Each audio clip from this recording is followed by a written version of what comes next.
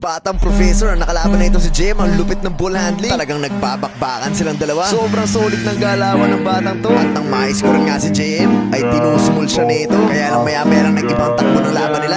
Masyadong naging pisikal, nag-ibang depensa. Kaya naman dito ay nadismaya itong si Jem. Ang pag-drive niya dito ay tumama ang ulo niya. Kaya naman naiyak itong si Jem sa sarili. Punta na tayo din si game kung saan may nakalaban itong si Jem ng mga professor. Para ng bola, unang galaw pa lang, alam mo talaga na mayroong talent. Kaya lang sayang sumablay siya dito. Pero syempre hindi naman magpapatalo itong si Jem.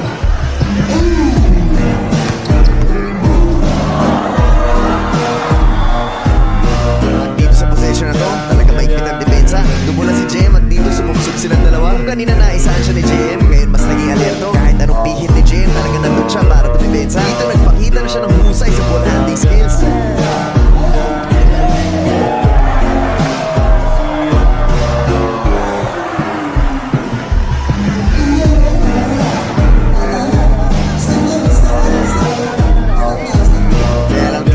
Isang medyo mag-iba, takbo ng laro nila. Dito yung pangit na epekto kapag nakikita ng mga bata kung paano maglaro matatanda kagaya nila at ina-apply sa murang nila.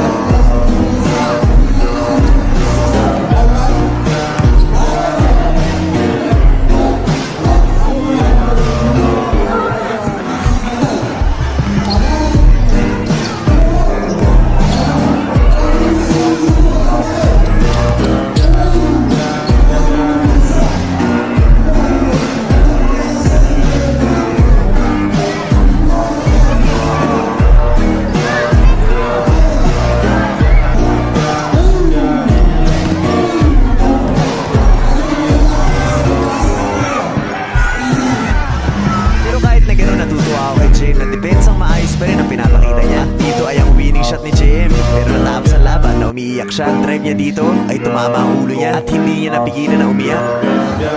Pero kahit ganun yung laban nila, nakita ko pa rin na mayroong paki sa kanya yung kalaban niya. Kaya sa mga mas nakakatanda, sana maayos na paglalaro ang ipakita nyo kasi hindi na mamalaya ng mga bata na nagiging pangit na rin yung natututunan nila.